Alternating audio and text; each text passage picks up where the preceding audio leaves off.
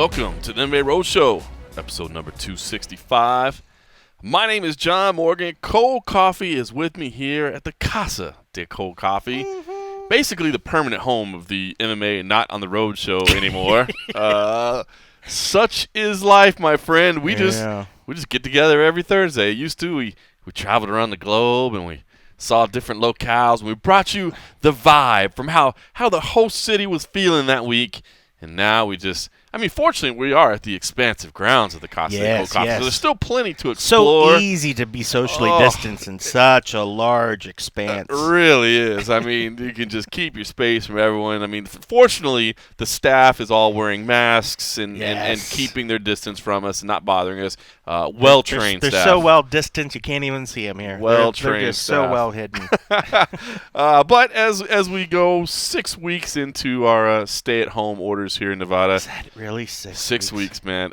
Days have definitely lost the meaning. Today, I guess, the only real meaning of today was it was hot today, man. It got all the way up to 90 degrees. We're actually, normally during this pandemic, we've been able to do things a little bit earlier in the afternoon, but due to work and some other things, we're actually getting together on Thursday night, kind of like the old school, like we do during fight weeks. But yeah, it got warm today. It's cooled off since, but it got nice and hot today. But it's funny, the days got really hot. The days have lost all meaning. I was talking to my wife the other day, and it was Sunday, and she was asking me what day it was, which is obviously not an uncommon question right now because nobody really keeps track anymore. Yep. And she thought I said someday, and I said Sunday, and I was like, you know what? That is kind of it right now. Like every day is just someday. That's true. Yeah, for the weather to get so warm so quickly is just another sort of just wrench in the mix of normality out here. Because normally we don't reach this until into May at some point. How long for 265 straight weeks, whenever we talk about Vegas weather, we always say April, October. Yeah. April, October, the two best months. Normally in April, you got your windows open, cool breeze going through. I had to kick my air conditioning on today. I almost did. It's getting to that point. If it stays like this, I'm going to have to. But yeah, the average high temperature typically in April is about 78 degrees. Yeah, it got up to 90 today. Got 90, and I think it's going to get the same for the next few days or so. It's funny, my niece, she was like, hey, are you swimming? I think everybody just assumes if you got a pool, it's either heated or whatever. I'm like, no. It's still cold. It's still cold. I was like, but if it stays like this and it stays in the 90s, we're going to be swimming in April, which is going to be absolutely bizarre. But if it keeps getting hotter, I'm going to have to break down and turn the air on. That's why I asked you when you first got here. I was like, is it a little warm? Because Heather came in. She's like, it's stuffy in here. And I was like, I don't want to flip the switch yet. Because once you flip the switch, it's on. You're done. And you're done for it. You got kind of the expansive grounds obviously run up at a high electric bill. Yeah, super, super high. And I got here. I guess the only problem is I got here later in the evening than I normally would. Today, as you were hanging out, the staff was able to fan you, of course, right? But unfortunately, you do have to let them off. Gaston, come over here and bring the wide palm leaves. At some point, you have to allow them some free time, and unfortunately, they're not on right now. So I do a good job of keeping them employed, during this time when a lot of people are just really hurting for jobs. I do my point. I do my part. I can safely say that no one on your staff has had any change to their work situation. That is a true statement. That is a true statement. All right, well, this day is a little different. I say every day is just Sunday. This one is a little bit different, I guess, besides just the heat. The NFL draft is happening. It's still going on right now. Yeah. It's kind of like sports again. It's kind of some live sports. It was a little depressing. It opened up with, scenes of an empty Vegas because, of course, it was supposed to be here in Las Vegas.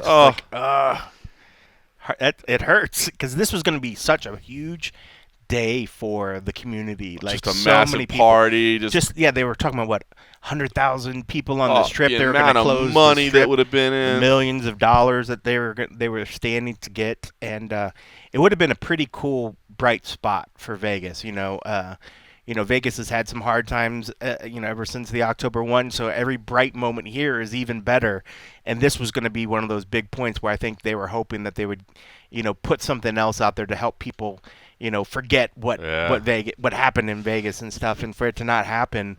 And to see the pictures of just the empty streets, it still just looks like post-apocalyptic. It's weird, when man. you see a lot of the stuff, it's just bizarre. And it's weird, it kind of would have been the official launch, I guess, of the Raiders here in Las Vegas. That stadium continues to be built. I drive by it every time I come over here.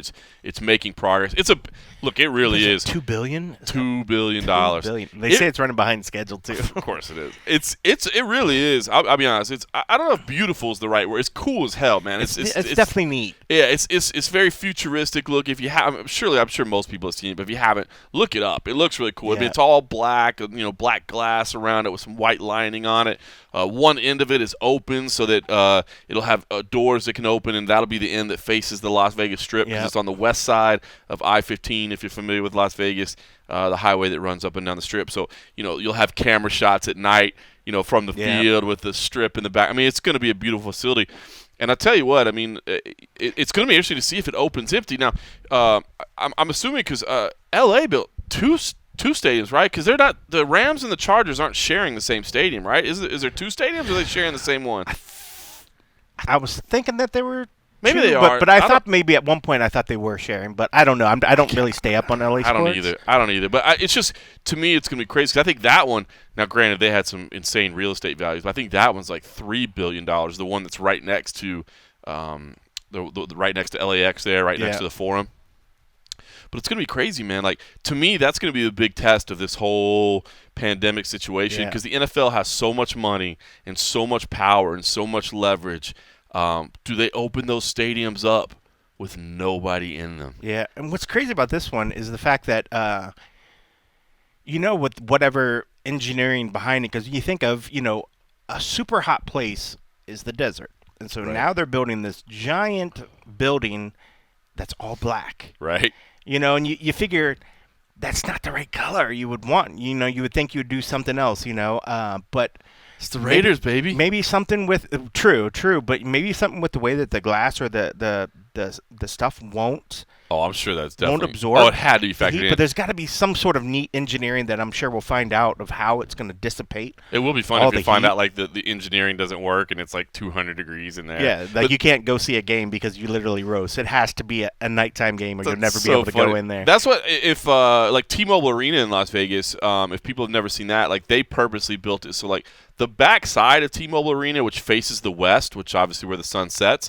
It looks like trash. Like there's nothing on it, but they built it that way because there's no windows, there's no nothing. Like it doesn't look great from that side, but they made sure there's no entry points, there's no glass, because the sun setting in the west at night, it gets super hot during the summertime. Yeah. So they wanted to make sure that it wasn't baking down on it all day. So that was they didn't have any crazy engineering. They just made sure and kind of blocked off. But even side. that material looks like it reflects. It probably does. Like whatever that weird color, it looks almost like a brass or like some sort of copper or something like copper. I think it's kind of interesting. But I did look it up really quickly. It is the Chargers and the Rams are going to play at the same one, the SoFi Stadium. SoFi Stadium, yeah. Which my wife is bummed. That was actually going to be opened in July by Taylor Swift. She had tickets to go out to Taylor Swift. Yeah, that's not going to happen. So I think that one was like $2.9 billion. It does make sense that they would share it. That's a lot of money for one stadium. But unless Wiki is wrong, Wiki's saying the construction cost.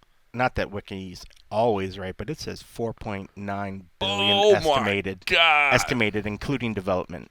Might be. So maybe that's like the stuff around it or whatever. Extra money, like the money they maybe put in to do the first land research, right. blah blah blah blah. Because then you got to do like road reconstruction around it.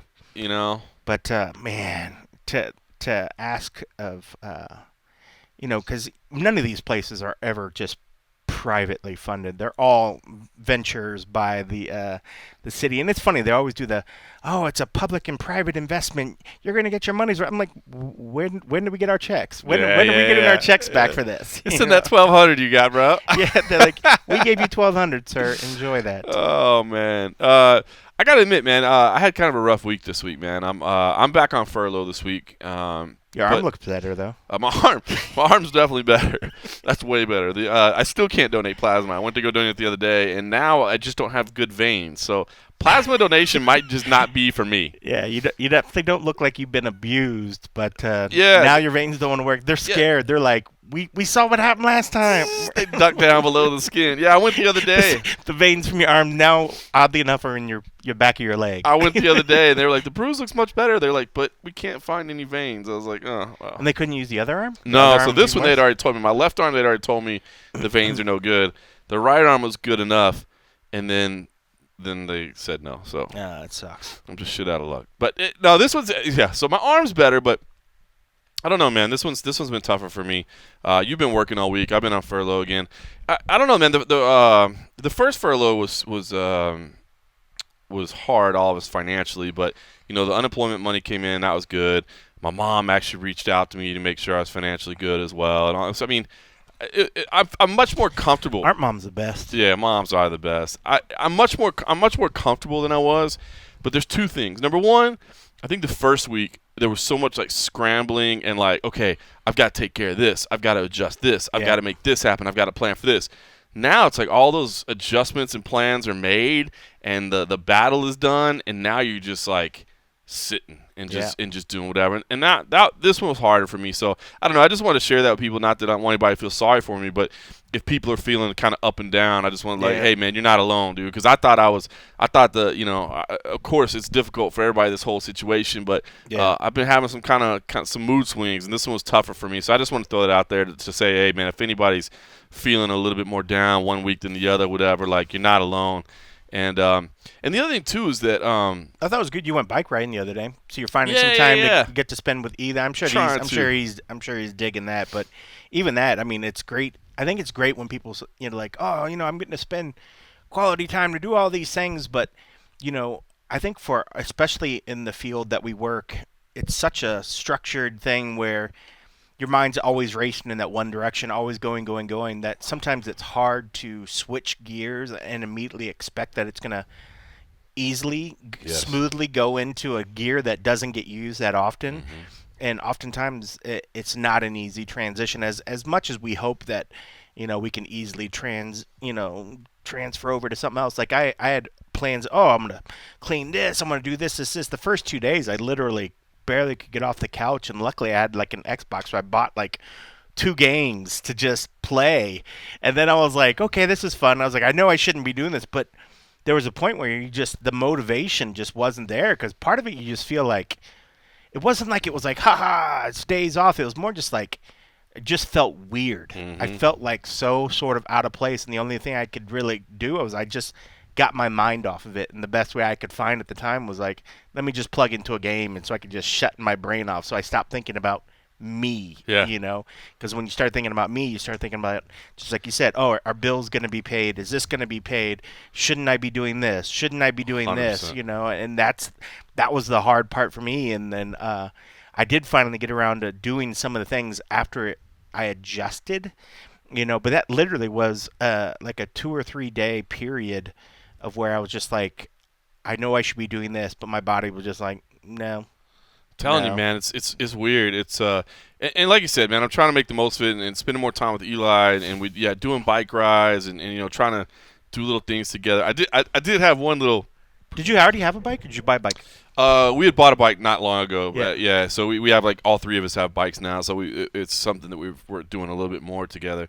But I did have one little thing today. I went to. Can't remember what I went. I had to go to Best Buy for something. Because I needed to change out a fan. I had my living room fan. I had always wanted to change it, and the lighting's really bad on it. And now we're. Will you change the whole fan? Yeah. So now we're spending so much time. It was like one of the builder fans that are just crap. You know what I mean? Yeah. And I'd always wanted to change it, but I'm not at home that much. Now I'm home all the time, and at night it has like it was one of those ones that has like one light bulb on it, and it's just not very good. So I was like, I got to change this. So I went and bought a fan with like the 4 lights or whatever, and so it's a better fan, better lighting, all that. So I went to Home Depot to pick that out, and I brought Eli with me so he could like help pick it out. Installed it myself, by the way. Nice. That's a little, one of the few like manly do-it-yourself. Yeah. Normally my wife is all the do-it-yourself one, but anyway, one of the things what he asked me, and I let him kind of spoil himself on this or whatever. He's always wanted those little like the colored like LED lights for his room. Okay. And I was always like, that's silly. But now we're stuck at home so much. Yeah. And I'm like, you know what? Get it. And I gotta say, I love them. I'm just going to throw that out there for anybody that's looking to I don't want to say spoil yourself, but do something a little fun at home. Yeah. Philips Whiz is the name of the lights. The bulbs themselves are like, they're not cheap. They're like $12 a piece for like a light bulb. Supposedly they're rated for like 20 years though, which is crazy.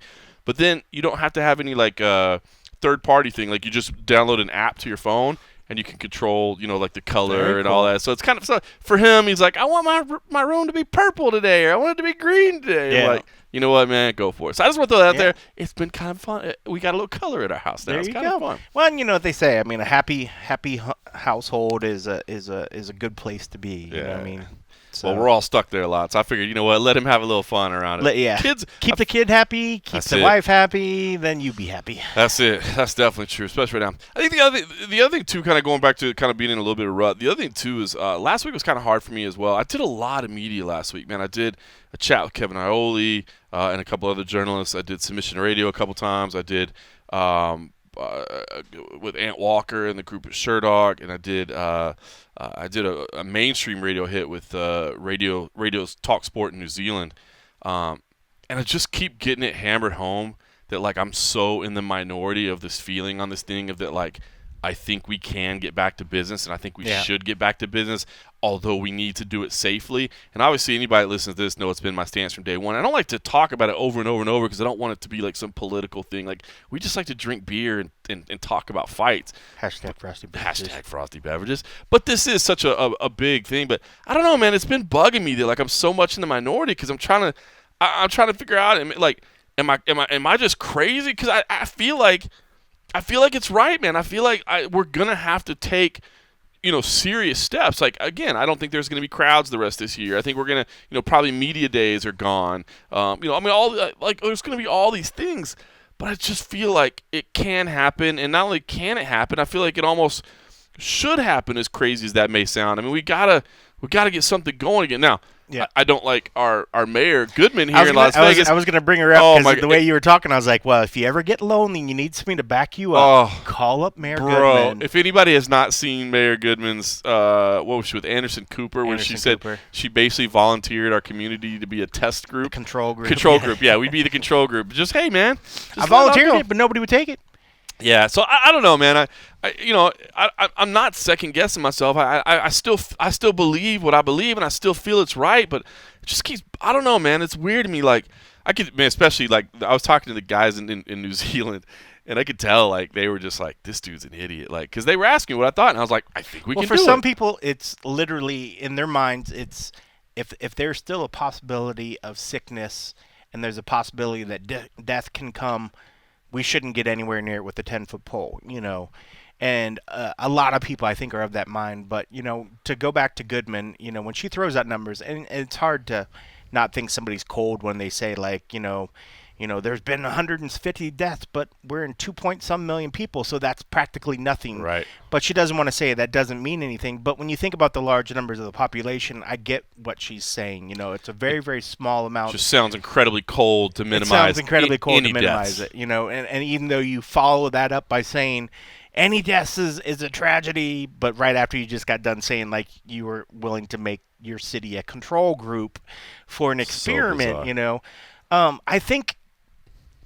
And I'm with you. I think if the right testing and the right procedures are done, I don't see why it can't go forward. But they need to really think about every possible problem that could come up with it and then do it. Like the whole fact to think about Lyman Good's situation. He comes out and says that he had it, but he was supposed to be fighting. Does that mean if you start bringing somebody in before you start putting them on the card, do we start testing 2 weeks out and then test them again 2 weeks after that point so that the 14-day period is went through, right. So that if they're not if they're not showing symptoms on day 1, and then if they're not showing symptoms on day 14 or day 21, that's just impossible. Like that, nobody's gonna, right? I mean, nobody's gonna do that, right? But I'm just trying to think of that ways. that would be the way to do it. That would be the right way. Because the fact of like, with Lyman's situation, if he didn't, if it didn't get caught off, and then felt fine, goes to the thing, performs, and then 6 days later, doesn't feel good or whatever, or decides to go take a test or gets tests back, and then you're going to have every person that was there now, now every person now needs to self-quarantine again for another 14 days, or 3 weeks or whatever, then has to go and do another testing. There's no easy way about it, but I think with the amount, if they limit as little people as possible, do as much testing in whatever suggested testing, like if they would call up old Fauci and be like, hey, let's talk hypotheticals. If we did want to have a gathering of individuals. I like him, man. I like him. It's funny. I like it that somehow now he's became this guy that at one point was being touted as like towing the line, and then now he's like, no, when it seems like him and Trump are kind of not at odds, but it's almost like he's like, wait, Mr. Trump, don't just say that I'm automatically on board with you. It's like this. I love it. Trump will go up and say one thing, and then he goes up and says something, says something opposite. Like Trump, what was it, the one that I think he said today? Like, by whatever, MMA or whatever it was, he's like, COVID, it's probably not even going to be here. It won't even be here. And then he pops up and he's like, yeah, it's pretty much going to always be with us.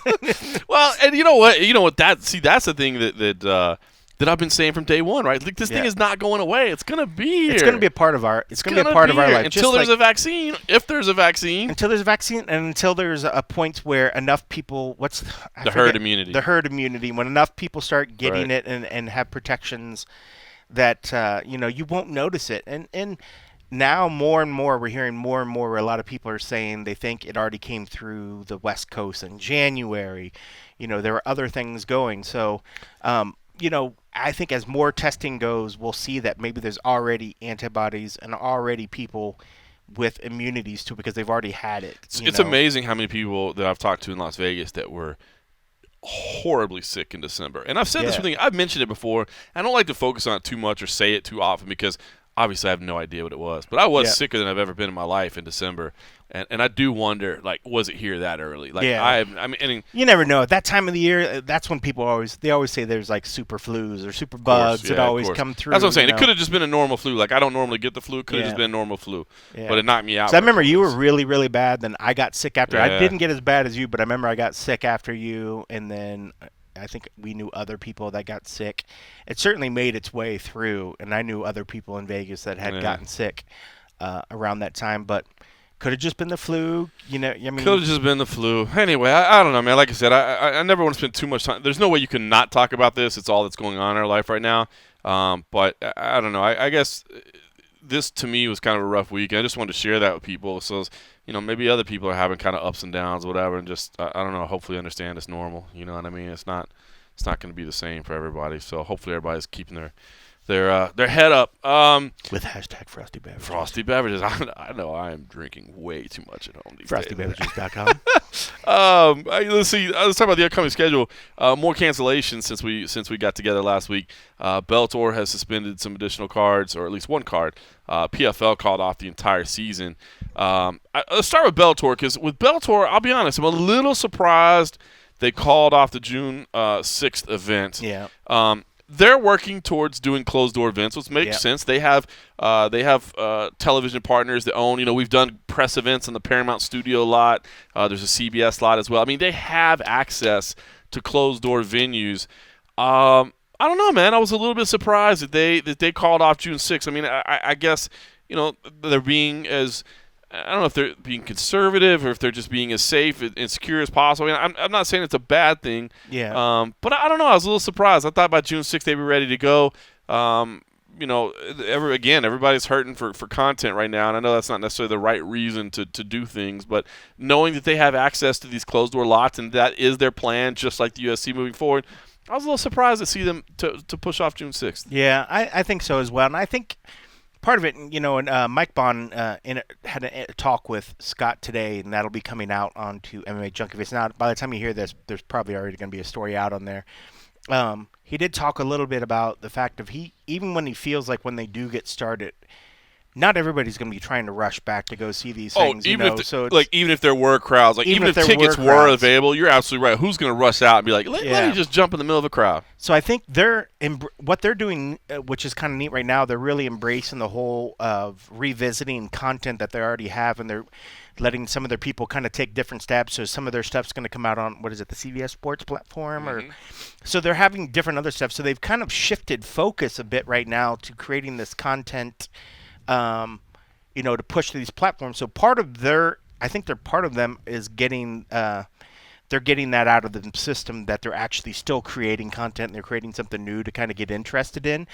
And then I think a lot of places, I just feel that they want to see like a good 30 days of, hey, we're probably in the clear before they want to start planning. I mean, it just seems to make sense that with so many people sort of saying, all right, well, you need 14 days here. And then some people say, oh, no, it should be 3 or 4 weeks or blah, blah, blah.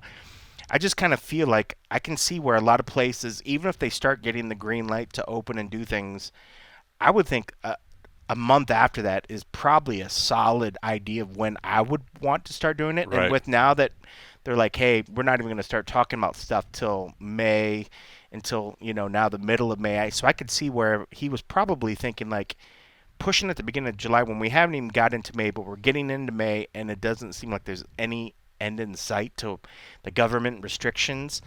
It's a lot easier to say, hey, let's just put it at a later date instead of saying, sorry guys, I know we've been promoting, because at some point they got to start promoting it, and then it's just like wasted money if you start promoting 30 days out, 14 days out, and then eventually say, okay, we're not quite ready.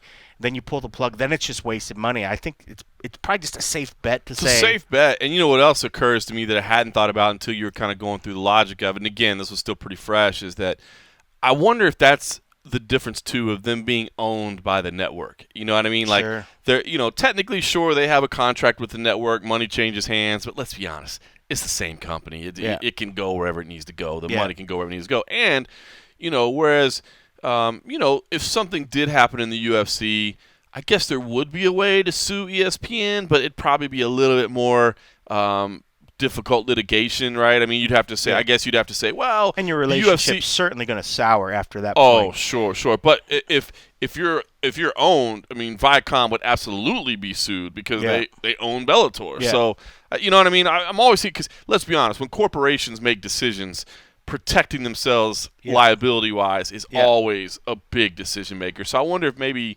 that's the difference of it as well. And maybe also being comfortable in the fact that, I mean, when they canceled their last event, everybody got paid. Fighters got paid. Staff got paid.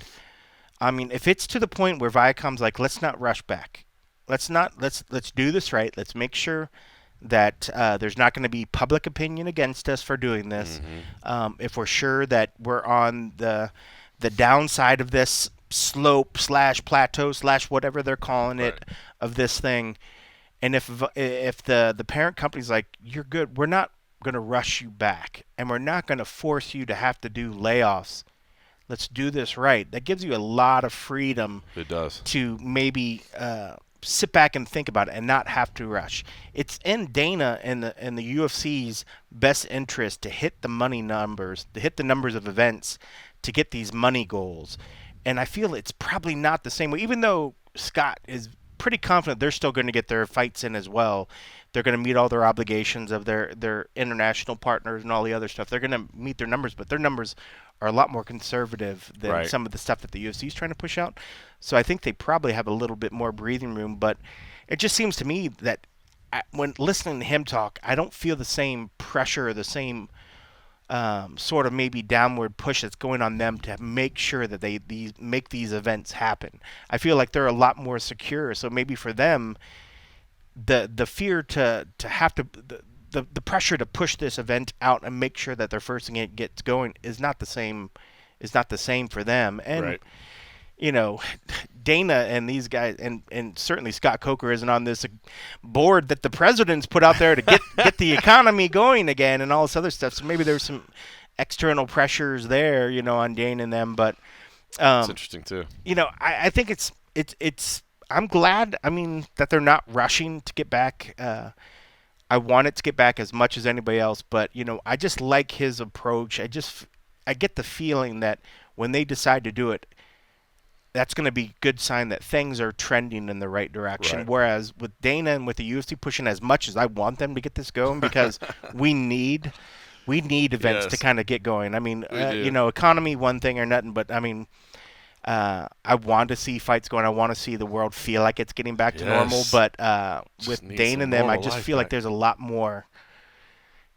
I feel like they're pushing the envelope but as opposed to Bellator, I feel like when Bellator gets around to do it, we're probably going to be in the clear. Yeah. They're not going to push the They're not envelope going to as much. try to get ahead of the curve at all. Get ahead of it, yeah. So, and when I say the curve, I don't mean the curve that we've been yeah, talking about. I mean the way we used to call the curve before we started calling it before the pandemic changed what we meant as the curve. I want to talk about PFL too. They decided to call off their entire season. I feel kind of bad for PFL in this situation because I feel like they kind of got screwed here. They kind of screwed themselves. Yeah. But they kind of got screwed too, so they have to cancel the whole season. Understandable. Again, I mean, they're even smaller than Bellator. Their finances are even smaller. I mean, more uncertainty, all those things. Get it. But I feel like they tried to do the right thing, but they did cut some fighters. They cut a significant portion of their roster, from what I understand, and then they made this statement to everybody like, "Hey, we're going to give a stipend to our fighters," and everybody's like, "Wow. Bravo. And then it comes out that the stipend is $1,000 a month. Not that $1,000 a month is nothing. In fact, I was actually talking to somebody the other day that one of their clients is a Brazilian fighter, and the Brazilian fighter was like $1,000 US a month. Like, I'm good, like understandable because that goes a long way right now. The Brazilian reais is in a bad spot right now, so the US dollar is strong. But $1,000 a month to most people, not, again, every little bit counts. So I'm not trying to piss on $1,000. So I don't know. I feel bad for you because I feel like they were damned if they do, damned if they don't. You know what I mean? Like, they came to a decision that they had to cancel the season. Again, it's completely understandable. And then they try to do the right thing. I mean, I don't know if the right thing would be make sure you don't cut anybody and you give them all $1,000, or cut people and then give people $2,000. I don't know, man. I don't know that there was a right way to do this. I guess whatever they would have done would have been criticized to some degree.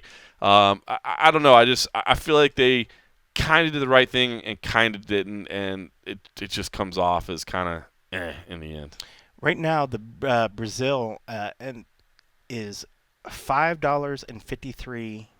Well, it's not cents, but highest to the dollar? To the dollar. Wow, that's the highest I've ever seen. I remember when we first started going down in 2012, I believe it was, to Brazil, when the UFC returned to Brazil. At that time, it was 4, and it went down to as low as like 2.5 at one point. But when it was 4, I remember like living like a king down there. Like you take your per diem, and your per diem, man, you could go have steakhouse every night and never even come close to touching the per diem. You know what I mean? So that was at 4. So now you're talking about 5.5.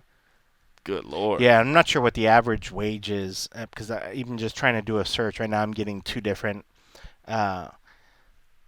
returns on what it's saying. But yeah, I mean, so that roughly getting 5,500 reais a month for nothing. I'm sure that dude's like, fuck good yeah, to go. Good. Thank you very much. But yeah, I don't know. I feel like I feel kind of bad for the PFL because I feel like they tried to do the right thing, and I feel like they were going to be criticized either way. And then it's like I feel like the fighters needed those events more than anybody else, right. But they were trying. But man, it felt like it was on such shaky ground before, and then to have a fact where they're like, now you can't perform, you can't do anything else, and now they're going to have to kind of shut it. I mean, it was one thing to say that money was there for next year, no problem, or money was there for this coming year or whatever. But then when you were not expecting this happens, it's hard to expect that money will be there. Yeah, it'll be interesting to see if they're able to return. I don't know. I don't want to put bad energy out there in the world, but it does seem like the kind of things. I mean, there's so many businesses right now that are shuttering right now, right? I mean, you wonder, could they apply for some of the loans that are coming out there? Or, I would think that depending on the market cap of what they are. Yeah. I could see it. I mean, because they don't have a huge staff number. No, they don't. All the fighters are independent contractors. That's right.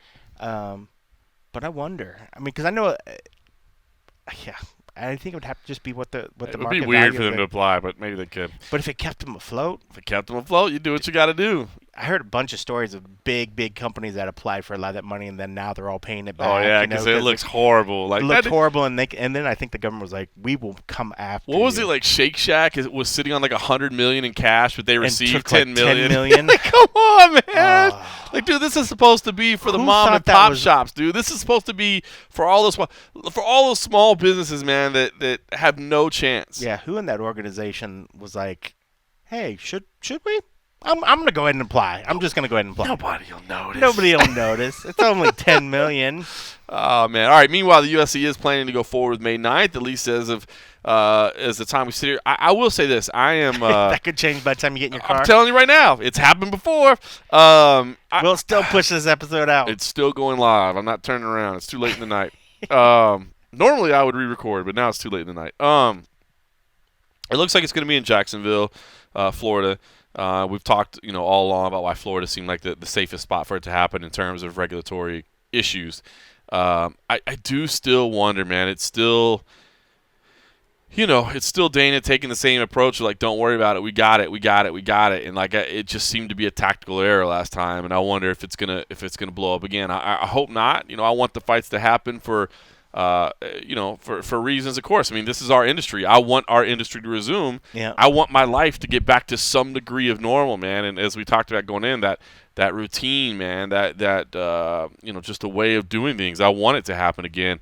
But man, I just wish there was more transparency. And here's what we're doing. Here's why we're doing it. I mean, they don't necessarily owe that. They're not a publicly traded company that has shareholders to answer to, but I sure do think it would make people feel a lot better, and maybe have less people bugging them about it, and less people, trying to, I'm not saying trying to take it down, but at least trying to poke holes in things because you're not talking about it, and Yeah. and a lot of times I'm on the same side as Dana in situations. This one, I am on the same side of him as holding the event. I do believe they can go.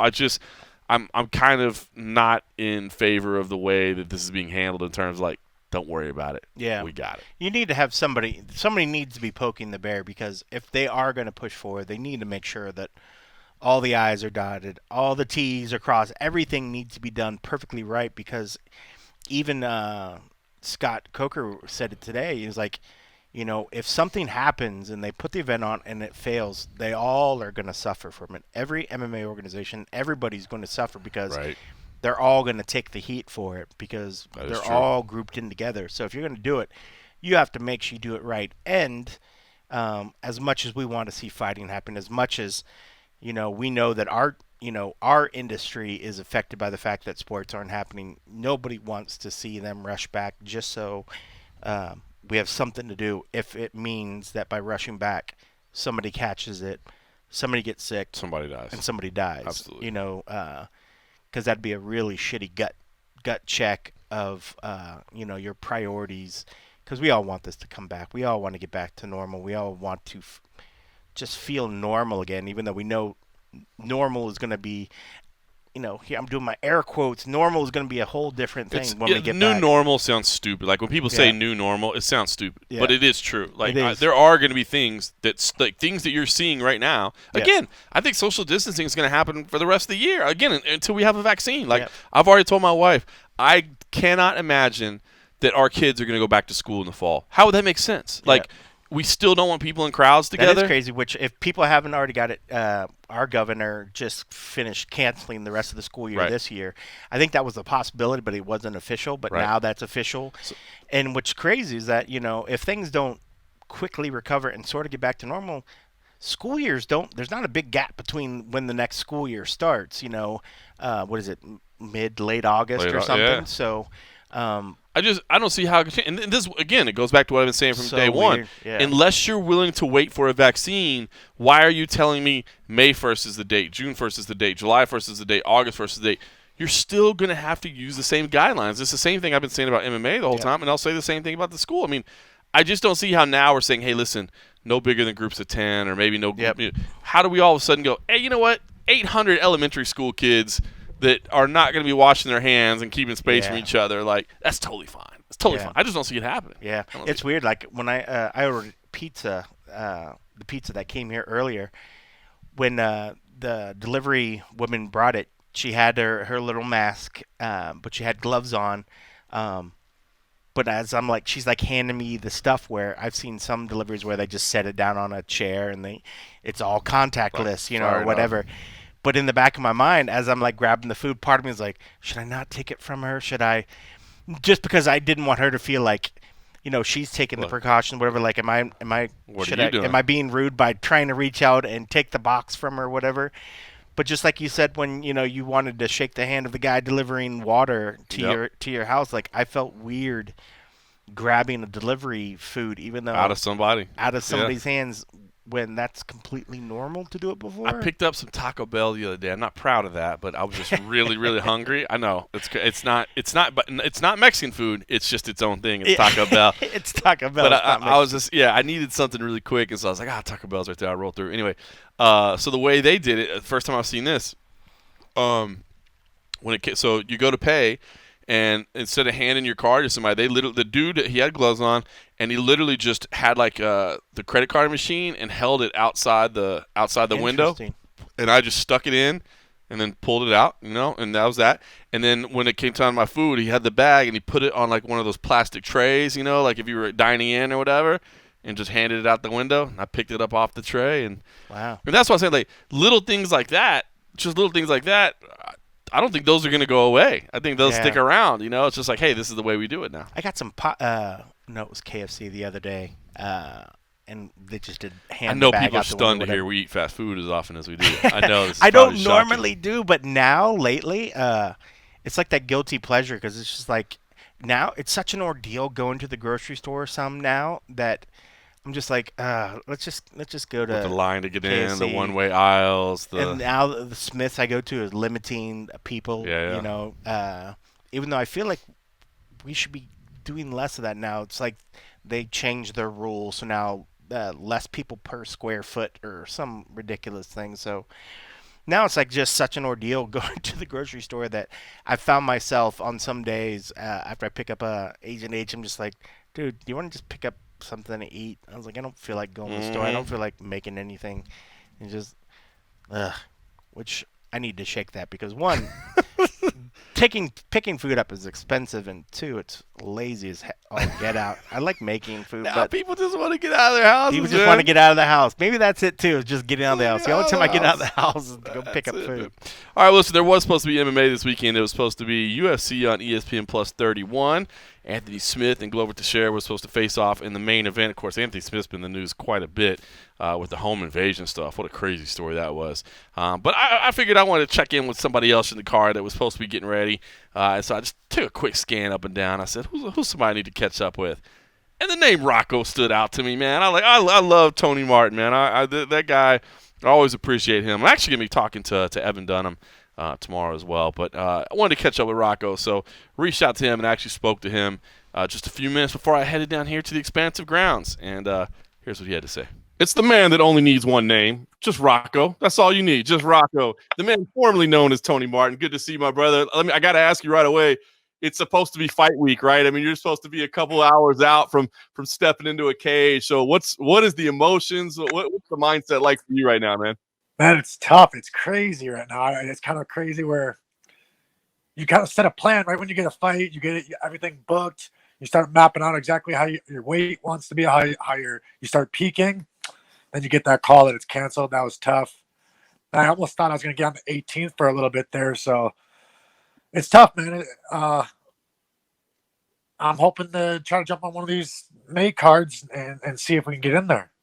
What was the process like for you as you're watching this whole thing unfold, right? I mean, you weren't one of the first cards to be canceled, but I'm sure you were keeping an eye on everything, trying to figure out how this was all going along. So just give me an idea what that process was like. I mean, were you still able to keep training at 100% with full motivation, all that? Or did you start thinking, maybe I better ease off because this isn't going to happen? How did the whole thing unfold for you?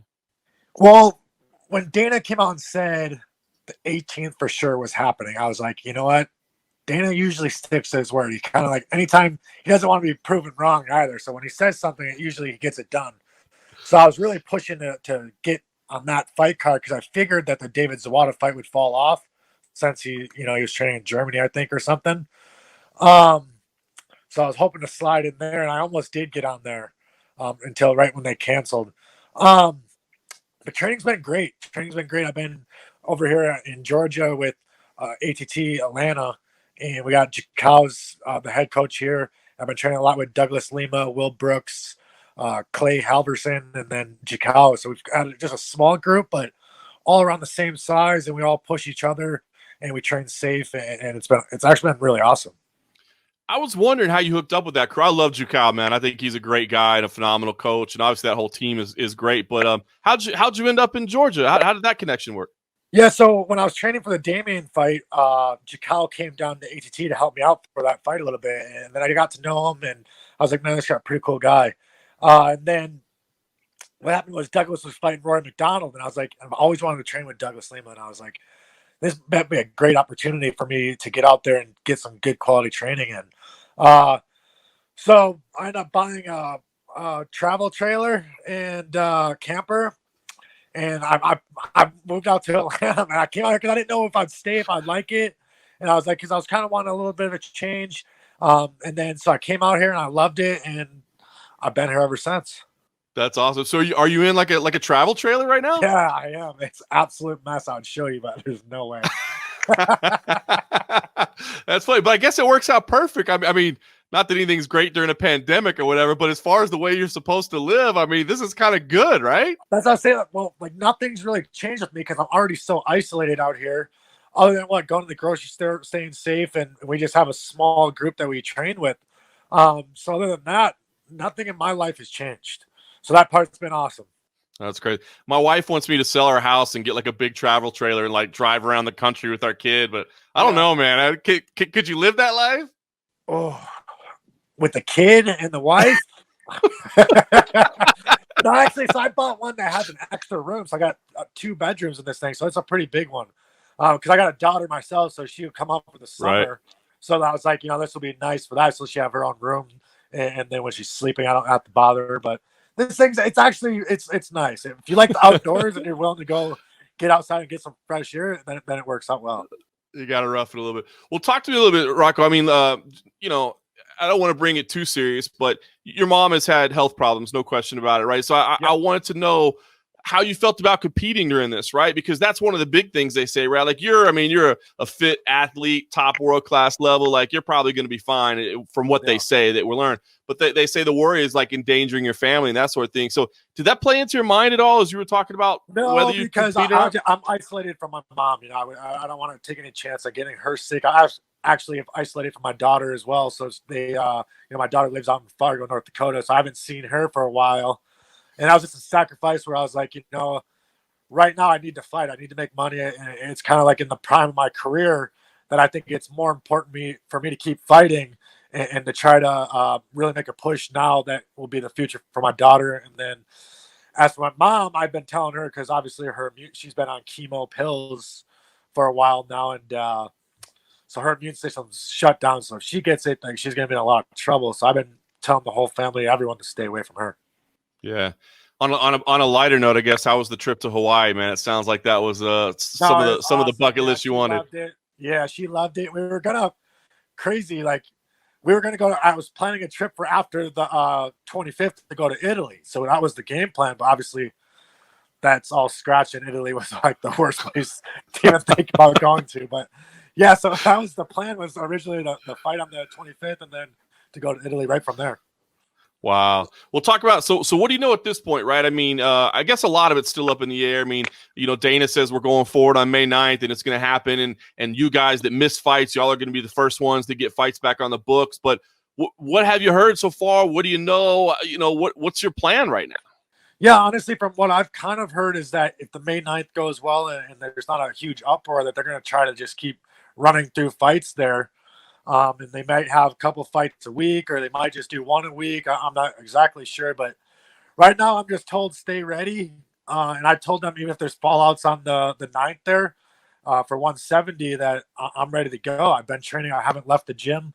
So really there's nothing else for me to do. So I'm just staying ready, and I'm hoping for, a big fight. There's no disrespect for David, but honestly, I think that I deserved a bigger fight, a tougher fight. And I think that ideally I fall into a bigger fight now.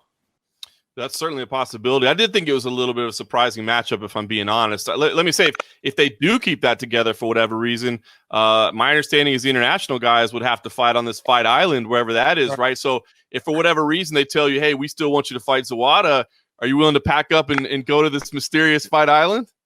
Like I said, I'm willing to go anywhere, because as long as I'm isolated, I'm not worried about getting other people sick.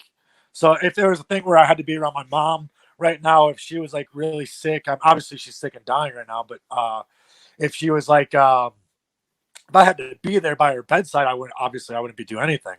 But from what we know from the doctor, she still has a few years left. So right now I'm like, well, I gotta need to make some more money real quick. So, we can keep doing these vacations and having a good time.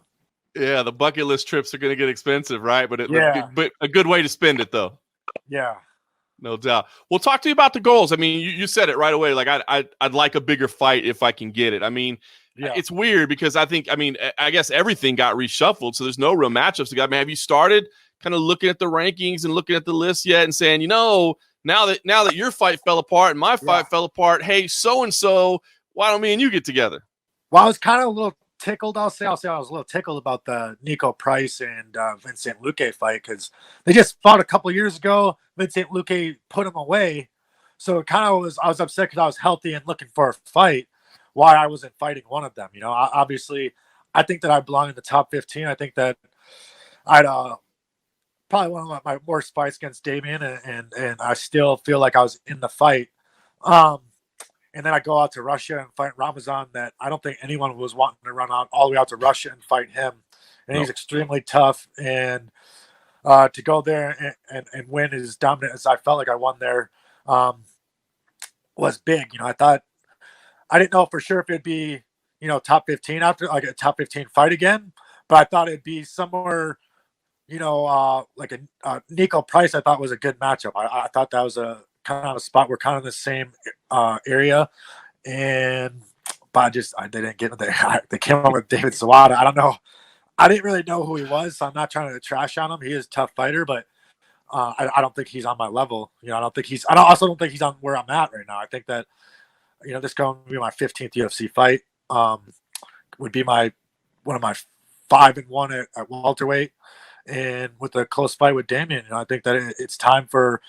Let's see where I'm at. I think that it was Damian. I felt even going in the fight was one of the worst matchups in the top 15 for me, with him being so elite in one area that it wasn't, because I'm kind of I feel like I'm just really well rounded everywhere, where I'm not a high specialist anywhere. So I feel like anyone that's just well rounded is a very good matchup for me.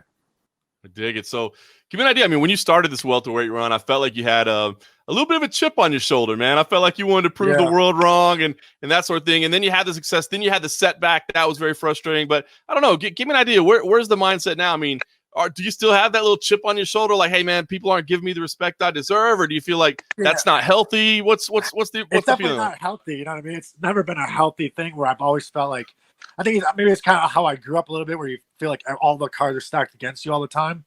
But I almost sometimes like feeling like I'm, I feel like I'm cornered, and even this next fight is my last fight on my UFC contract. So I feel like I'm kind of in a corner.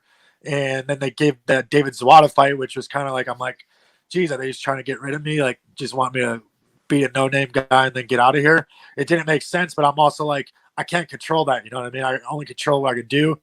So I actually have been trying to focus on putting some weight on. I have never gotten in the UFC cage above like 180 pounds at 170. So I've been really tiny. I've got out of most of those fights about 177, 178. So I started lifting for the first time since I've been at 170. I haven't lifted. I don't know why. So I started lifting. I was up to like 198 pounds at one point. And I was like, okay, and not fast. So now I'm leaving now I'm like 190 pounds. So I'm like, because I was like starting to worry, like, geez, I'm about to start really cutting weight to fight. Because I've been eating whatever I wanted all the way up, even through fight week. at 170, and I would easily make weight like it was nothing. And then I was like, geez, I had to start dieting 3 weeks out. I was thinking getting ready for the 25th here. And then I was like dieting because I'm like, geez, I'm about to cut weight. But I was excited a little bit to see the difference, to see how I felt differently in there with the grappling exchanges. I feel like is the biggest thing when weight's involved. Yeah. Watch out, Israel Adesanya. That's what I'm hearing. I think you're making a move on the middleweight division.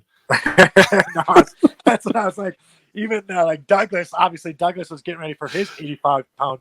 I was like always messing with him. Like, I'm keeping up with you, Douglas. I'm going up to 85 now. But no, I feel good. I'm healthy, and I really think that I'm the best I've ever been.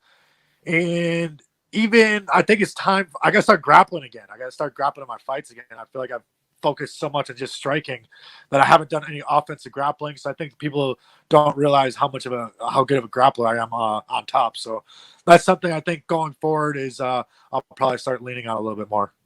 I dig it, man. Well, listen, it's uncertain times for us all for sure, but let's just say best case scenario, man. I mean, is best case scenario May 9th? Like, are you looking to jump in ASAP, or would you maybe a little more time? I mean, ideally, when do we see you again? May 9th would be the ideal situation. May 9th or obviously a week after that would be, I don't want to sit, I can't sit on the shelf much longer here. I've been, like you said, I was supposed to be fighting this weekend and I'm healthy. So they said if you're healthy and that you're scheduled to fight, that they get you a fight right away. So ideally I fight right away. You pulling a Tony Ferguson at 9 a.m. tomorrow morning?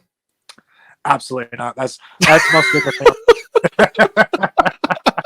Awesome, man. No. Perfect. All right, Rocco. It's always a pleasure, but I appreciate taking a few minutes, and hopefully we'll get you back on the schedule soon, and we can talk about a fight when it's time. Heck yeah, I appreciate it, man. Thank you for having me on.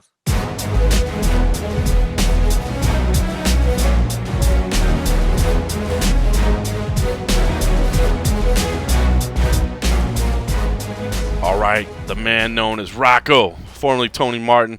I always love catching up with him, man. Interesting to hear him out there at ATT Atlanta now. And I don't know, man. I think, honestly, no disrespect, like he said, I think he should get another matchup when they rematch things up. And had to just ask him about the Tony Ferguson thing. Even though by the time most people listen to this, it'll already be well after 9 a.m. Eastern time in Friday morning. I still thought it was funny to find out if he would pull a Tony Ferguson. Nobody else would pull a Tony Ferguson. All right, listen, I should say, by the way, if you like what you're hearing, make sure you're logged into Apple Podcasts or wherever you listen to your podcast, and just make sure you're subscribed to us. Rate us if you can. 5 stars would be awesome, of course. Review us if you can. We always appreciate the reviews. The feedback is good. Or if you want to take your game up to another level, take it to patreon.com/the MMA Roadshow. Over there for as little as $3 a month. You can sign up to support us and get access to exclusive content. We're constantly adding other items, things that we can along the way, some videos. Nudie pics. Not nudies. We want people to subscribe, sir. We want people to join. Yeah, if you don't pay us, we will send you nudes. How about that? Yes, pay us to stop getting nudes. But yeah, no, it's fun content over there. We're adding stuff all the time. And once we do get back to full-time MMA, that will be, of course, the exclusive home, the and a half episodes, post-shows, wrapping everything up. By the way, speaking of the patreon.com, let me reach out to Aaron Badillo. He's a star supporter, by the way. He had a question for us. He said, listen, why hasn't Tony Ferguson been on the JRE MMA show yet? There's an obvious 10th Planet connection there with Tony working with Eddie Bravo. And there is an obvious connection there. And I'll tell you what, I tried to reach out and find out exactly why. I mean, because it does seem like a natural fit. I mean, Eddie Bravo, Joe Rogan, they're boys. Of course, there's a lot going on in Tony Ferguson's life right now. It's been pretty crazy. He's done a select few interviews here and there, and I think that's kind of what he wants to stick it at for now. But I don't really have a firm answer for you, Aaron. I wish I had something a little bit more concrete, but the people I reached out to really didn't have anything specific to say about it other than just, it's kind of circumstances of what they are right now, man. Just kind of where the world is at, where Tony's career is at, what's been going on. I do think it's a natural fit. I mean, I will say this too. I don't know. I don't know if Tony wants to spend a full hour or 2 hours or 3 hours even being an open book or not. I mean, it's still clear that I think he feels a little bit hurt at some of the way things in some of his life were portrayed and the way they were reported in the media. I think while he certainly probably doesn't look at Joe Rogan as a standard media outlet. Yeah. I think there's probably some concerns. It just, we saw the way that, for instance, at the press conference, he got kind of defensive about some stuff. And I get it, man. I totally understand it. That was a completely different forum. And we've talked about that before, kind of right time, right place to ask certain things. Yeah. But you know what, man? I don't know if he feels 100% comfortable in that kind of setting or environment yet. That's me. By the way, that is not any feedback I received. That is just me kind of extrapolating what I've seen and guessing and maybe thinking a little bit. But I think we'll see him on there at some point. I just don't know if now's the right time. Yeah, at some point I'm sure we'll see him on there, because I can see where he would definitely, if he was in the right mindset, Rogan would definitely give him the freedom to kind of go off on whatever tangent. He would give him the platform to do it. But also, if he's not feeling it, that would be a really awkward place as well, because you kind of need to have somebody that's very vocal. But I do want to say, before I switch off the patron, a big welcome to Rick Crispin, a new patron member. Shout out. We appreciate that. We know this is not an easy time, so Yeah. I really appreciate everybody that stuck around, and especially somebody that's joining new right now. Yeah, it's tough times, but thank you very much for your support. Yeah, no question about it. Good stuff. All right, so listen, it's so weird because we might be, if you think about this, we might be 2 weeks away from getting back into full swing of things. If everything goes the way that the UFC is planning. Yeah, next week, of course, we'll be right back here. We're kind of doing the same thing. But theoretically, 2 weeks from now, I could be in Florida covering an event, or what we think is going to be Florida. And that will be phenomenal. But it's an interesting time because we know what the UFC wants to do with Fight Island, which still seems crazy to me. I'm not going to lie. That still seems crazy to me. We'll see if it comes to fruition and how things happen. But we could be 2 weeks away from the show getting, back on the road. And I'll be honest, man, fingers crossed. I do hope that it happens. But so I started looking at UFC 249. Of course, a lot has been made of Tony Ferguson and Justin Gaethje and how that all planned out. Of course, Amanda Nunes made it clear that she's not fighting Felicia Spencer there, so that fight's not happening anymore. Completely understand from Amanda Nunes' perspective. Again, I'll reiterate, like I said all along, if anybody, for any reason, says that they don't feel like fighting during this time period, I think you just have to give them a free pass. You know, and you think about it, for her, in her situation specifically, as a champion and a double champion, man, it's not just a normal fight for her, right? There's real financial implications. You lose that champion status. Now, for her, she would only lose one belt. She'd still have the other one. But still, you talk to fighters that have made championship money and non-championship money right after. It changes significantly. And so for her to enter a fight on, less than, full preparation, I think it's understandable that she would say, no, I don't want to take that risk. And then you add in the personal aspect of it, right? Yeah. Her partner is pregnant right now, right? Yeah. So, I'm sure she's thinking health things as well. Like, hey, I do not want to risk anything and potentially get Nina sick and cause any issues for the baby. Yep. I completely – so, to me, there's both a professional and a personal level why she would not want to fight right now. And as I said from minute one, you got to just let it go. If anybody tells you they don't want to fight, you got to just say, fine, no big deal. For instance, Aljamain Sterling. We talked about Aljamain Sterling, about professionally why he wouldn't want to risk fighting right now without full preparation. He's worked so hard to get where he is. And then, I don't know, I know how busy you've been this week working, and we haven't been in constant communication since I've been on furlough, but I'm not sure if you saw, he came out on one of his own podcasts this week and said that his girl had it. His girl actually is a nurse and is working to on the front lines, and she was dealing with it. So, So again, not only is it professional, but it's personal as well, and that's why he didn't want to fight. So, anyway, you have to give a free pass to anybody. But so then I went back to the Cejudo Cruz matchup, and Cejudo and Cruz have both done interviews, but I wanted to reach out. So I reached out to Marlon Moraes just to see how he was feeling, because I thought what this would do is let's get his take on that Cejudo Cruz matchup, but then let's also find out what's going on with Marlon Moraes. He's, of course, scheduled to fight in June, what he's hearing, what he's thinking about the schedule, and about, because, again, all we know right now is May 9th. But if Dana White and the UFC are to believe, May 9th leads into May 16th, May 23rd, May 30th, June 6th, June 13th. We'll see. So I reached out to Marlon Moraes also earlier today before I headed over here, and here's what he had to say. All right, it is Magic Marlon Moraes, man. Always good to see you, my brother. Just want to ask you, how are you holding up in quarantine life, man? This is a new life for us all. How are you holding up there, man? Everything is sorry. I have to move here. Everything good, I'm surviving, taking care of the family, and I'm training. I have a fight scheduled, and I'm doing the best I can to stay ready to train and show up June 13 ready. I hear the kid in the background, man. That's awesome. That's life for everybody these days. Yeah, we can't stop. It's hard.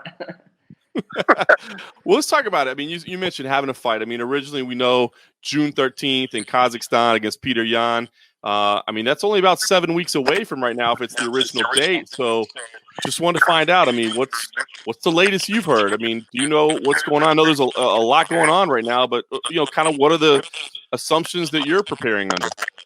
Yeah, I heard the fight's still happening, but it's not gonna be in Kazakhstan, and I think it's gonna be here in US, and we'll see. Whatever they make it happen, I'm gonna show up and I'm gonna be ready. What do you think about Peter as an opponent? I mean, obviously he doesn't, have quite the experience that you have in big fights, but stylistically, I think for the fans, it seems like a fun fight on paper. But what do you think about him overall as an opponent? I think he's a very good fighter. I think he's one of the top contenders right now in the UFC. Like skill wise, I think he's good everywhere. He can fight everywhere, and it's a good fight for me. It's a fight that puts me back up there. I had a fight. I fought for the title. I lost, and in my opinion, he should be next for the title, but he didn't get the title shot, and he needs opponent. And I raised my hand. Let's fight this guy, and you have to challenge yourself and fight with the best. And this is what I'm aiming to do. I think he's one of the best out there, and nothing better to test yourself with guys with that caliber. Yeah, no doubt about it. You said you thought it might be here in the United States. We keep hearing about this Fight Island thing as well. Obviously, he's an internationally based fighter. I mean, if they need you to leave the United States and go to wherever this Fight Island thing is that something you're open to, or have you started researching that at all? Yes, definitely. I'm not researching, but the time I have now, I'm training. But if they need me to go somewhere, I'm gonna raise my hand too. I'm gonna go. I don't care. I'm gonna fight him. That's the fight. That's the fight I signed for. And whatever they want to make it happen, I'm gonna fly there. I like it. You mentioned your training. Everybody's having to do things a little bit different right now. So how is your training going, man? What kind of adaptations have you made? What's the process that you're doing to stay safe, obviously, during this time, but still get properly ready for a top-level fight? Yeah, we don't have like as many partners because we're not allowed to have the number of a lot of people in the gym. We're keeping simple, but I'm doing the best I can, and I believe everyone at ATT is doing the best for us. Thanks to Dan Lambert, always behind us there. I don't know him long time, but for the time I know him, I seen him taking care of everything, making sure everyone can get time and can get good training. Marlon, you've been very respectful along this process of saying, listen, I know I had my title shot and I lost. I'm going to work back. And, you weren't upset about Jose Aldo getting a title shot, even though you won the fight. But I'm curious, Dominic Cruz steps in. Certainly you can't question what he's accomplished all time, but hasn't been around. So when that was the call that was made, what were your thoughts? I mean, did that one bother you at all? Did you feel like, okay, I know I said I was fine with Aldo, but hold on, I'm not fine with this one? Yeah, but to be honest with you, it bothered me less than seeing Aldo getting that title shot, because Dominic Cruz have a story in the division, and I thought he didn't lost the fight. His last fight was with Cody Garbrandt, right? Right. Yeah. Now that one he definitely lost, but Dominic Cruz won the belt, and he had so many problems with injuries. I'm a big fan of Dominic Cruz too. I see him I see the passion he has for the sport, and he just can't get going. He just can't stay healthy, he keep getting hurt. And when you hear something like that, you can get mad, I'm not mad at all, man. The guy deserves to fight, he's one of the best ever to step in that octagon in the 135 division. And I heard the Peter Young couldn't get the visa to fight, and he was one of the options too. So why not? Why not give to Dominic Cruz? He's such a big name. I think it's good for the division having him back, and I hopefully he can stay healthy. But if he can't stay healthy, man, give this guy one more opportunity. Let's see what he can do. Maybe it can be the last time he will be able to fight for the title. And that's my opinion. My humble opinion. Yeah, no doubt. It's an amazing story. He's definitely probably a future Hall of Famer. Talk about the rest of the division because this is an important fight. Like you and Peter Yan, probably a number one contender fight, but you got guys like Aljamain Sterling. You got guys like Corey Sandhagen, who's a little bit newer to the game. But, both those guys, they're saying, hey, what about us? What about the work we've put in? So what are you thinking? I mean, you go out there and beat Peter Yan. Are you in front of them or do they still deserve to be in front of you? No, I agree with you. That's guys out there, Sterling is there. Sandy Hagen's there too. So many guys now coming. Aldo's is on the division. Frank is coming to 135. I see other tough guys in the division. Pedro Munoz is a tough guy too. That's so many good guys. I see 8 tough fights in the 135 division. We just got to get the ball going, We got to get that title on the line more times. And like you just said, Sterling, I think Sterling is almost there, He's right there for the shot, but I believe he was injured. He could not take this fight. I don't know. I'm not sure. But I believe he's one of that deserve. And I'm here, I'm here to fight. I'm here to fight anybody and deserve another shot and put shows for the fans. Yeah, no doubt about it. Listen, I know I think of you as a positive guy, man. You always got a smile on your face. You always got good energy. But this is a tough time for everybody, man, right? I mean, this is a weird world that we're living in. So I'm curious, what's been your mental attitude, man, to keep that positive attitude that you always have? What have you focused on? What has your thought process been? What's it been like for you to keep positive energy?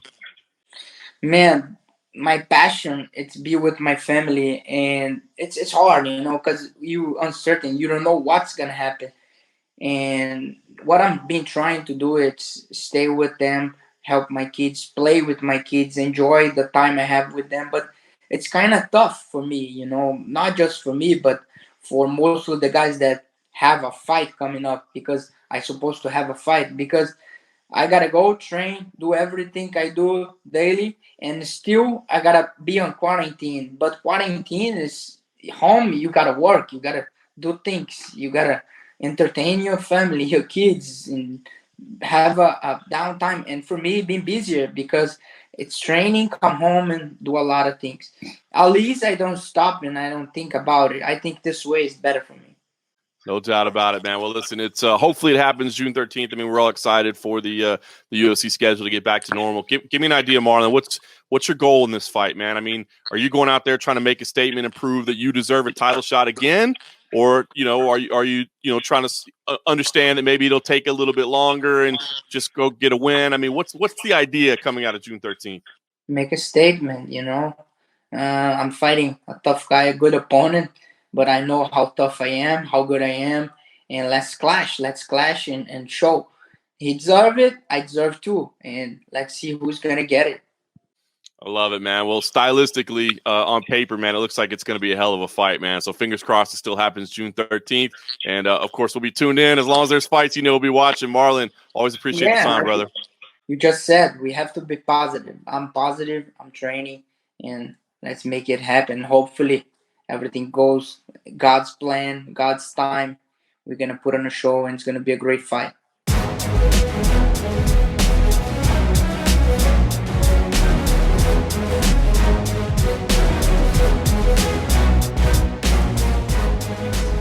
All right, so the Magic Man, Marlon Moraes.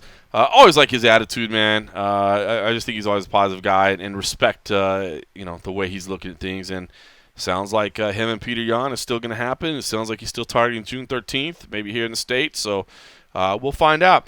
Listen, a couple of things I wanted to just shout out real quick. One other thing in the MMA world. I just want to give a shout out to Lima Lay McFarland, man. The story came out earlier today that she's filing suit in Hawaii. The victim of some sexual assault as a young girl. Was it 12? 12, yeah, 14, 12, and then her sister was involved as well. And I don't know, I just want to give a shout out to her because not this alone, but just, man, the things that she continues to do. I mean, anybody that's if you're a long time listener to this show, you know she's cool as shit. We just got literally hammered one night together on air, and she was super fun to hang out with and talk with. Great fun at the Ballast Point Brewery down in Temecula years ago, and she was fun, man. She's just a cool chick to just hang out and drink beer and talk MMA with. Yeah, she went like drink for drink with you. She went drink for drink with me. Drink for drink with me the whole night. I was like, you don't have to do this, and she's like, oh, I'm doing this. She went drink for drink, and then I had to step my game up just to match her. So she's great, but beyond that, man, just the things that she continues to do and stand for. I mean, we know the stigma that comes along with kind of reporting the stuff and having to deal with it and having to relive it and retell it and go through all these things. And for her to step up and do that, but it's just so in line with the way she's done things with the charities that she set up in Hawaii, the things that that she stood for the causes of the Native Hawaiians, and I don't know, man. To me, man, she is phenomenal. I think you could not ask for a better representative of your company than Bellator has with Lima Lay McFarland, and a better representative of the state of Hawaii. And just, I don't know, man. I just wanted to give a shout out to her, man. To go public with something like this, especially when you're a very, very public figure, cannot be easy. But it just stands in line with the person that she is. And I don't know, man. I just want to give a shout out to her. I think she's just an awesome person. Yeah, that's good stuff, man. I hope that works out perfectly in the court. A lot of times that stuff, the perpetrators never get the punishments that they should get for some of that stuff. So hopefully justice prevails and he gets what he deserves. No doubt. All right, let's we got to talk a little bit outside of MMA, right? Since there is no MMA to watch, unfortunately. I did want to say, throw out a couple recommendations. Okay. Last Dance on ESPN. Just check that out. The Michael Jordan, the first two episodes of Michael Jordan. Where you learn how to waltz or something, and is that a dance show? Michael Jordan, not MJ, Michael Jackson. This is Michael Jordan. It was good, man. It's a 10-part series, and man, the ratings were through the roof because obviously, like, everybody's got nothing else to watch, Yeah. It was really, really good. But I will say this is funny. It's just to talk about like the kind of guy that Michael Jordan is and what he meant to sports. It was funny, it's kind of interesting the way they tell the story. It kind of bounces around, it goes back and forth in times, which I think is better than just going through like chronologically what happened or whatever. But it's funny they show him as a rookie being drafted, and he's got his jersey, the big moment where here's the guy, and he's wearing number 23. Now, granted, I had a few cocktails in me at the time as well, so this may have factored into it. But I was like, damn, dude. Cocktails? Yeah, I know, crazy. I was like, okay, frosty beverages. Yeah, let's be honest, we weren't going high fashion. But I was like, man, that's ballsy. He wore 23 in his rookie year, dude. I'm like, oh, wait a minute. He's the reason 23 is mine. You know what I mean? It was so funny. I was like, damn, dude, that kid came out of college wearing 23. He thought he was Jordan. He was the shit. And I was like, oh, wait, he's Jordan. He's the reason 23 is something. That's true. It was so funny to me, man, because obviously as a kid growing up, I mean, that dude was the man in my age, and obviously you're just a few years older than me, man. Same thing. Like, he was the man. But first two episodes were good. They were really good. Yeah, I haven't seen that one, but yeah, I mean, it's weird because even outside of sports, just everything, his brand and what he was able to do was so iconic. Like, I remember being a kid, like, you had to have the Jordan shoes when the Jordans came out. Like, it was a whole status symbol, it was a huge part of childhood, was like, if you didn't have Jordans, you were nothing, I remember having fake Jordans and different knockoff shoes that didn't have the Jordan, but they were trying to look like Jordans just because he wanted to try to fit in. He was larger than life, man. What he did for sports and everything was huge. But no, I have not watched that. It's good. It's worth checking out. I'll give you another one. This is fight sport related. It's a couple years old, but I just never taken the time to watch it, and I think I thought about it and just never ended up getting to it. But Prison Fighters. 5 Rounds to Freedom. It's on Showtime, and it's about Muay Thai in Thailand. And in Thailand, in the prisons, they have like this prison fight system, and if you win your way to like the champion level, then you can fight against an outsider, and if you win that fight, you win your freedom. Like you literally get out of jail. And I don't know, man. I wasn't sure about it. If it was, it's really good. I really liked it, man. It sounds like a bad '80s movie that we That's see. That's the whole thing. I think that's why I was so hesitant. I was like, that sounds stupid, and I think they're gonna bring in the ringer, so you can't. The warden never lets the prisoner out. That's it. Like I think I wasn't sure if it was an actual documentary or what it was, but it is a documentary. So I think I thought it was a fictional movie, and I'd heard of it, and I think there was a fictional movie called like maybe it's even a documentary. There's one called A Prayer Before Dawn, which I think was like a similar thing about Muay Thai in prison or whatever. But anyway, I think I got them all confused, and I never ended up watching any of them. But Prison Fighters, 5 Rounds of Freedom, it's good. I have a soft spot in my heart for Muay Thai. For anybody that doesn't know, like Muay Thai was kind of my gateway to MMA when I was a teenager, and it's kind of a long story that I've told before. But so because of that, man, I always have a real soft spot in my heart for Muay Thai because it's like the first real combat sport I saw where I was like, yes, this is amazing. But the story is really interesting, and I don't want to spoil too much of it if people want to watch it, even though it is a couple years old, because it is kind of obscure, I think. And again, you can find it on Showtime.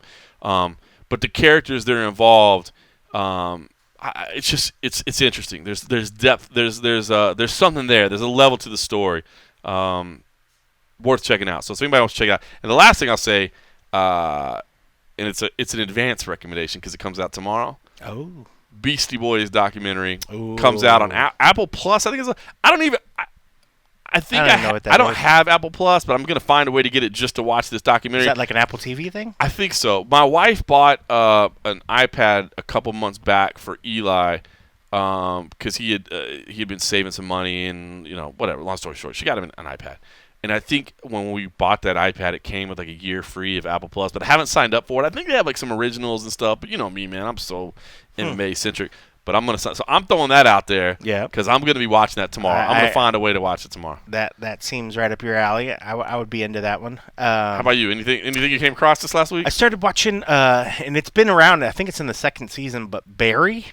Oh, Barry's amazing. Oh, co-sign on that. If nobody has seen Barry, if you have not seen Barry, it is the best show. The writing on that and the act, it is phenomenal. Did you make it all the way caught up? We're in episode 8 of season 1. Oh, so my we're at the season finale of Barry season 1. is It's funny phenomenal. because Agent H is even watching with me, and she's like, I like this show. Like normally I tell you about the shit she watches. We don't really get on a lot of times about the same shows, but this one we both are really, really enjoying it, and I love it. I love the whole acting side of it because it's totally just fucking throwing actors under the bus of the way it treats them, but it's so real. It's so true, some of the shit, but it just cracks me up watching it. For anybody that doesn't know what it is, like honestly, you don't even need to know what it is. To like, you should just turn it on and watch. Like it might even be more fun to not know what it is. Because it calls it a comedy, and it is, but it'd be a very dark comedy. It's Bill Hader, who is hilarious. What was he originally in? Saturday Night Live. Okay, yeah, he was phenomenal on Saturday Night Live. But this is more of a serious role. But he's like a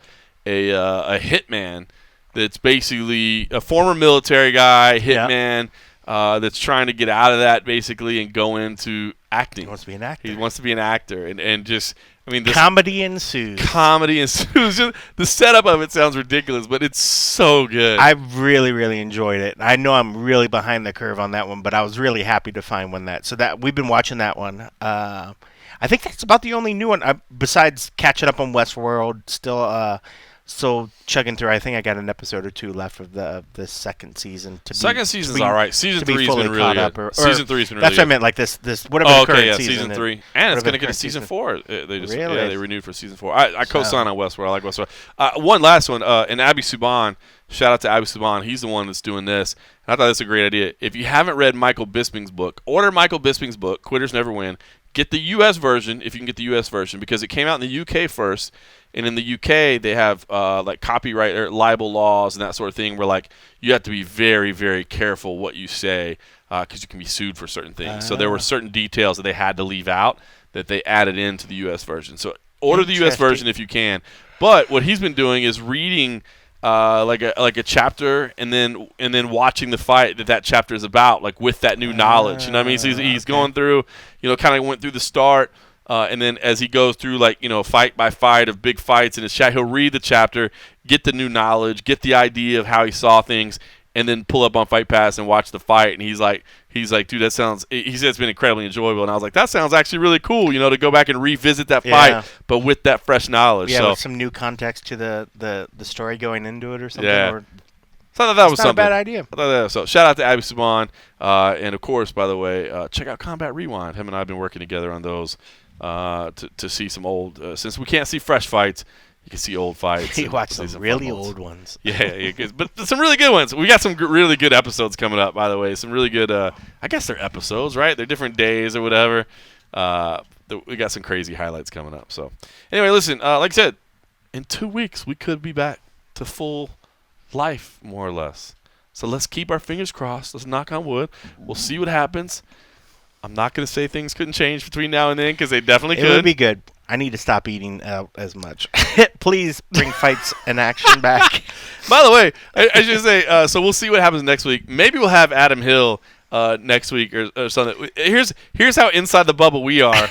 We were talking today, like, hey, maybe we should have somebody over again. It was fun having Oscar Willis last week. Maybe we should have somebody in. We were like, what about Adam Hill? I'm like, dude, Adam Hill would be great. Like, with all this going on in Vegas, and obviously, man, he's just a smart guy. I always enjoy his opinion and hearing him talk. Yeah. And then you reached out to him, and he's like, bruh, I got to cover the NFL draft tonight. We were like, yeah. No, we knew that. We were just saying, like, maybe during the draft, like you get when it's not the Raiders pick. When it's not the Raiders pick. Oh, that's how in the bubble we are. We're like, oh yeah, that's. I'm not gonna lie, I did actually think the draft was tomorrow, but I knew it was coming up. I just forgot that it was today. Yeah. I mean, if it was still here in town, it would have been clearly of course, on the mind. Yeah, but without it, honestly, like, I have no reason to pull up SportsCenter anymore. I have no reason to watch any of that stuff. So it just slipped my mind. And once he said it, I was like, oh, duh. It's Sorry. just someday. Take my man card. Here it is. It's just someday. That's all it is. It's just anymore. another day. It's just someday. It's just someday. Well, anyway, yes. Even though it is just someday, we do appreciate you still sticking with us, and hopefully we'll be back to live action and have much more to talk about. In the meantime, thanks for listening.